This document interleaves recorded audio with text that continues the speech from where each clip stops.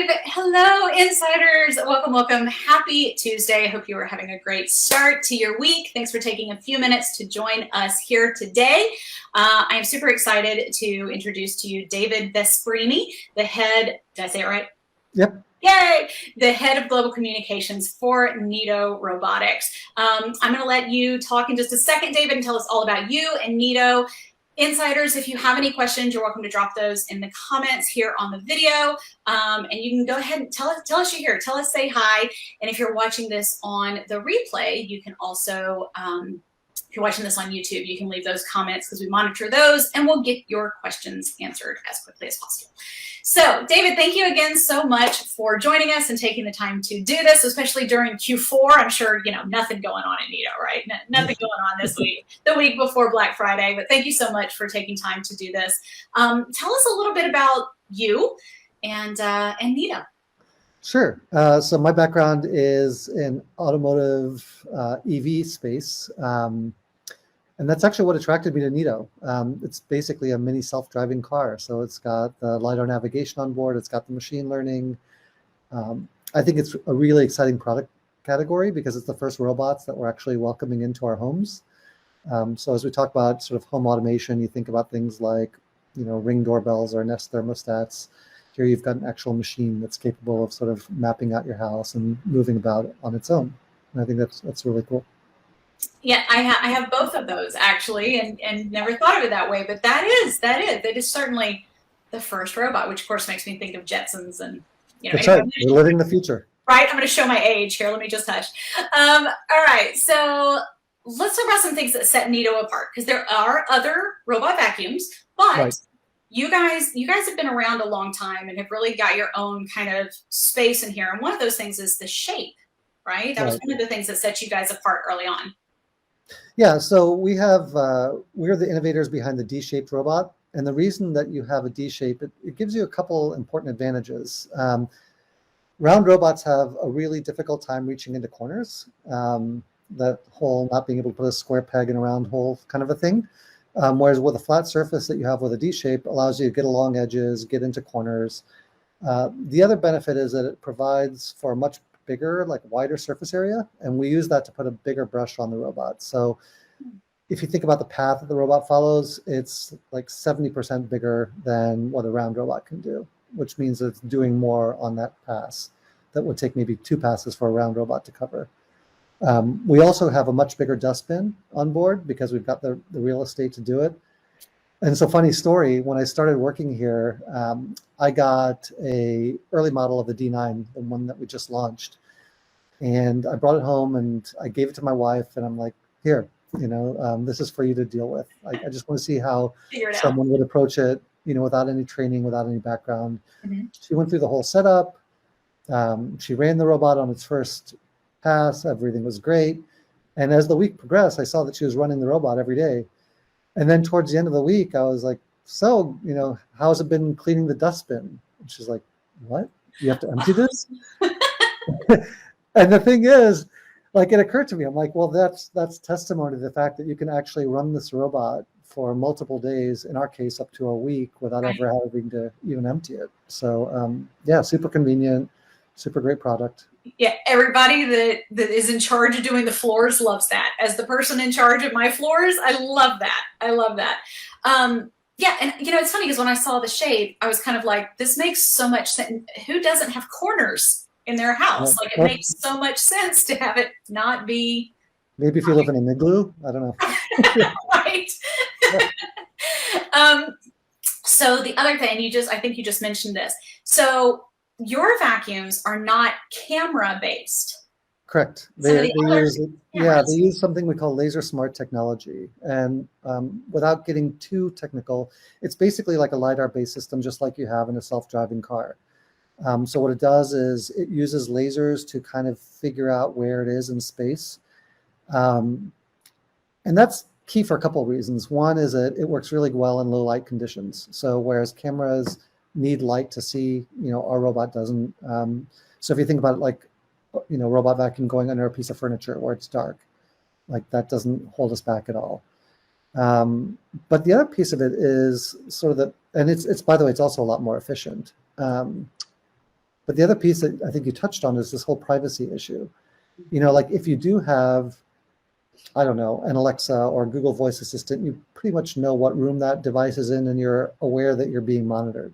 With a robot vacuum, you have something that's literally got free reign of your house. It's in your bedroom, it's in, you know, your living room, it's everywhere.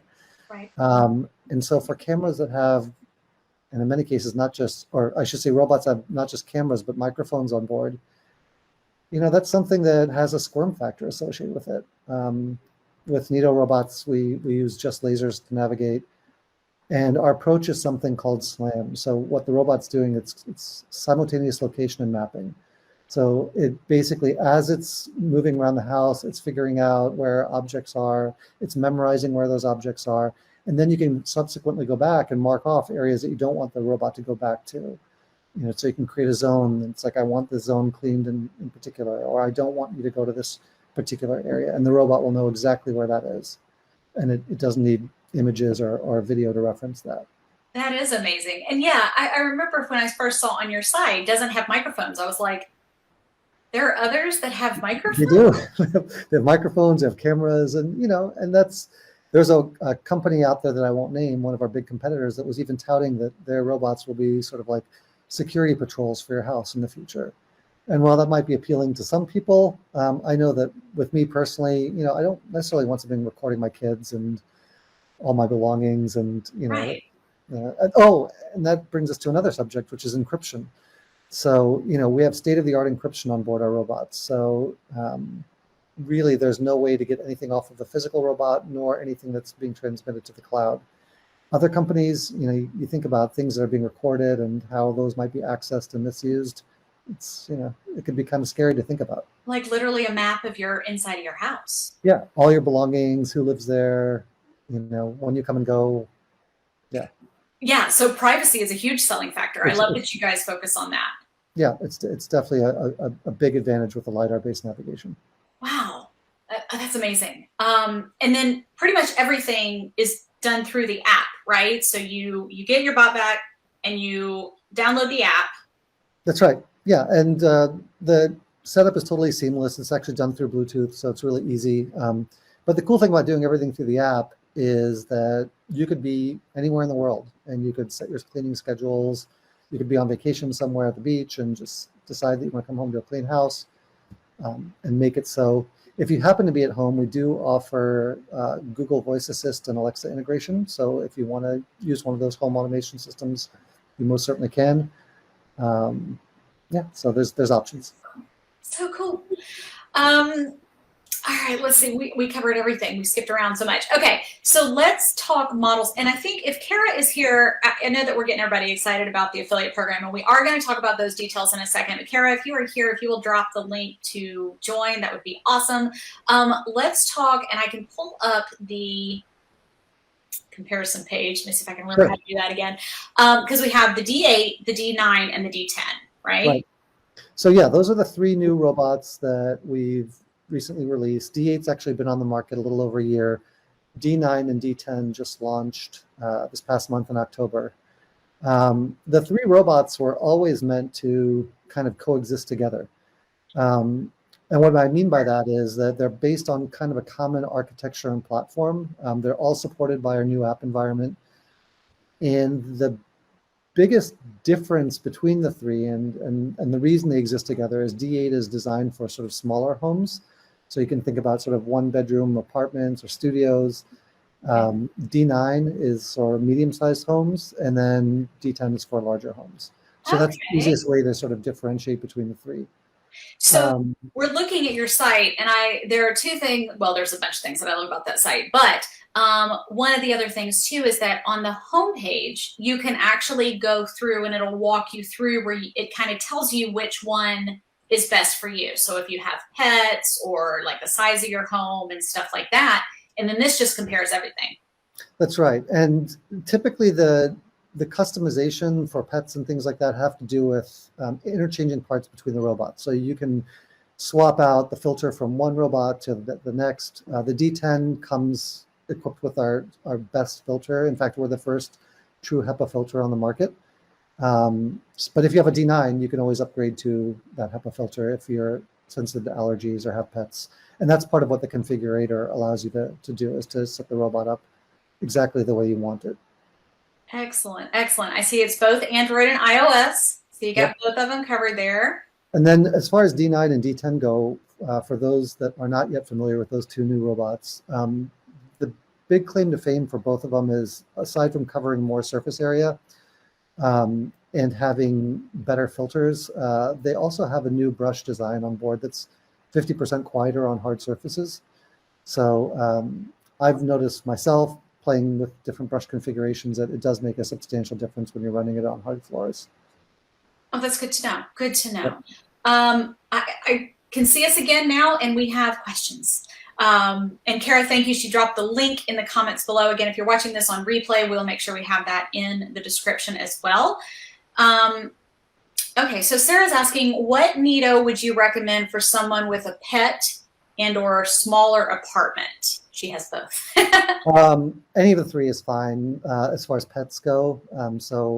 But I would say D8 is probably the best one for, it's optimized for 750 square feet or less. So if you're, basically the breakdown is 750 square feet is D8, up to 1600 is going to be D9, and then up to 2700 is D10. Excellent. Okay. And then Kelly is asking how often the filter should be changed. It really depends on the environment. So I will say that the filters for D9, D10 are a little bit easier to clean. So you can actually just sort of shake them out, which is what I've been doing on ours at home. I mean, most people can get, a few months out of it. So it just depends how often you run it and what the environment's like. Well, and probably if there are pets, you would think more often. Yeah, or if you live in a very dusty environment, how big your home is. There's a couple things that play into that. We do, by the way, sell accessories on our website, so you can buy those direct. You can buy them through our retail partners. So those filters are available, and the robots, by the way, do come with extra filters when you buy them. Awesome. All right, so I'm sorry, it's not showing me who this is.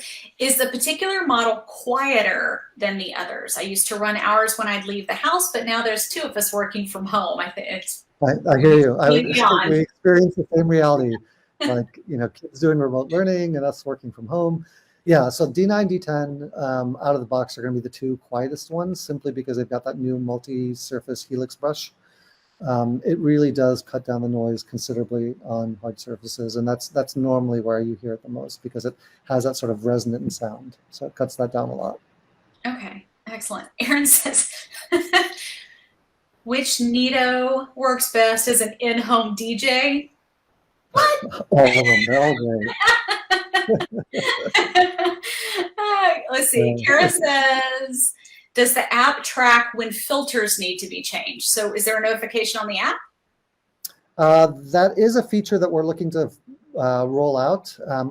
I don't believe the app currently supports it, but we're really good about reaching out to people and letting them know through the app when it's likely to need to be changed. Okay, excellent, excellent. All right. Let's see, we skipped all around again. You guys have been featured in Forbes, Popular Science, reviewed. I think that is just a testament to the quality and the business model that you run, because they do a great job of featuring the best of the best. Yeah, I mean, I can say we've been around since 2005. So we actually launched out of Stanford University's entrepreneur program. We've gotten a lot of great press, partly because we're really innovators in the space. So we were not only the first with the LiDAR-based system, but we were the first with a lot of things. First with Apple Watch integration, first with, I think we're the first Wi-Fi connected robot way back when. In fact, I've got a list here. First Wi-Fi, first watch support, first with Amazon Alexa, Siri shortcuts. So a lot of those features we've done ahead of the competition. And because of that, I think the press has picked up on the fact that this really is the path of the future. That is such, this is the reason why I love doing these interviews. I had no idea you came out of Stanford Entrepreneur. That's amazing. Yeah. So it's crazy that was more than 16 years ago now, but there you go. Yeah, I mean, wow, 2005. What were you doing in 2005? That's Feels like a lifetime ago. Not this. Yeah. Right. All right, let's see. So let's talk a little bit about the affiliate program. So we actually have some pretty exciting news, and I'll come back because we have more questions. We have some exciting news, especially for our insiders here, content creators. It is run exclusively on the ShareASale network. We love ShareASale and working with you guys on that. And we've got now an 8% commission with a 90-day tracking gap for our content affiliates, which probably shouldn't say this, but that's a lot better than what you get as an affiliate for Amazon. I don't think I'm allowed to say that. With obviously a much larger cookie and all of that kind of stuff. So, and the Neato site does free shipping also, right? Just like if it was Amazon Prime, you guys have free shipping on your robots. So, and you guys have also given us a lot of promos for the rest of the year. So, in fact, yeah, we've got our Black Friday and Cyber Monday deals coming up as well. So, yep. Yeah. Oh, next week's going to be amazing for sure. So insiders, again, you can join the program. If you're not already in the program, go log in and go to the coupon section and see all of those and begin promoting them. They are going to be really, really great. And of course, we've started leaking the Black Friday sales, getting the excitement going for that. Let's see, we have more questions. Let's see. This is a good one. I heard you talk, they've all been good. I heard you talk about zones, but can you train it to avoid things like pet beds and the Christmas tree? Great question. And yes, you can. So in fact, we did that in our home. We have a particular chair that has these sort of funny angled legs that were always a problem. And we just drew a box around it, marked it as no-go zone, and now the robot knows to avoid it. So yeah, it's all pretty seamless. It's done through the app. That's awesome. Here's another question. How many vacuums can you pair with the app? I have a 2-floor home with a basement. I'd love to have one on each level. Can I pair all the vacuums with the app and schedule each? At present, you cannot, but it is something that we're looking to fold into the app before long. So we've heard this from customers. We want to thank customers like you that have more than one of our products. That's fantastic. I know that because there's 2 different app environments, people that have our legacy apps have been doing that, where they'll run the old app for the downstairs and the new one for the upstairs, or vice versa. But soon the new app will support multiple robots. Awesome. Awesome. Yeah, what a great problem to have. Yeah. But it makes sense, right? And yeah. All these robots can climb stairs. It does make sense to have one on each floor. Growing up, my house had the open stairs. So you could see, and as a child, they were terrifying, but I could just see that would be bad news. All right, Jen says, can you reset the map and start over? You can, yes. So you have the power to delete maps and then have it redo whatever you want. Okay, awesome. Well, this has been fantastic. I feel like this has been the most informative 18 minutes we've probably ever had. I can add a couple of thoughts too, if you don't mind. Yeah, one by thing all that I means. want to talk about, and I'm sure it's top of mind, ultimately when you're buying something like this, you're paying a premium price. You expect a premium experience. That's something we take great pride in, from the product itself, how it's engineered, how it looks, how it's supported. We offer 24/7 support for these robots. But the other thing I want to point out is ultimately they've got to clean the floors. That's their number one job. That's the reason they exist. And one thing that our robots do really well is we can get close to 90% dirt pickup on the very first pass. And that's really unheard of in this industry. I mean, a lot of competitive robots are happy if they're in the 60% range. And so to be able to get that kind of dirt pickup on the very first pass really speaks to the efficiency and the efficacy of how this thing's been refined over the years and engineered. And again, just from personal experience, I'll share my wife's comment, which is we had, I don't know, I probably shouldn't say the name, a major name robot, latest model, latest, greatest, before the Neato came on board. And she's like, oh my God, I can't believe it looks like the floors have been steam cleaned. I mean, it really is a marked difference from what people's expectations with other robots might be.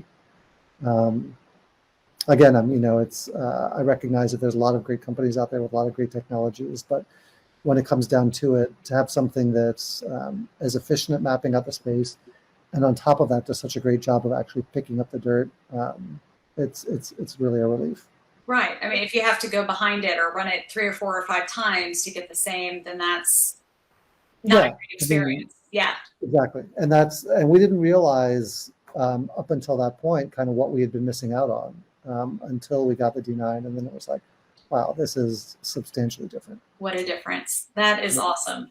So speaking of that, that probably plays into this question. Anna says, how does the suction adjust from going to hardwood and tile to carpeting? So will it just kind of adjust once the zones are set to know the different flooring, or? So depending on which model you have, there are different zones that you can set it to. For D8 and D9, there's eco and turbo modes, and there's a max mode for D10 that throttles even more suction power into it. There is a forthcoming software feature that we're working on releasing that will be supported across all 3 models, where it'll automatically detect the surface, so that it'll know when it's transitioning from carpet to hardwood floors and vice versa. But at present, you would just set it to the mode that is most appropriate for how you're going to be using it. Gotcha. Okay. Kelly said, I want clean floors, so it sounds like Neato's the way to go. There we have it. Perfectly said, Kelly, perfectly said. Well, David, thank you again so much for doing this. This was we covered so many things that are going to help our affiliates create great content. From the HEPA filter, I love that. That alone for people with allergies and stuff like that is so important. Explaining the differences and why you want, between the 3, super helpful. And of course, again, having those Black Friday sales, and then you've got some that carry all the way into December, which I think are going to be really amazing. And thank you again for being so generous with that 8% commission rate. That changes as of today. So we are super excited. Happy to offer that. Yay. All right, insiders, thank you again so much. Again, if you have any questions and you're watching the replay, you can comment or email Cara, C-A-R-A, at apogeeagency.com, and we will get you guys all fixed up. I will see you next week. Thanks again, David. Thank you.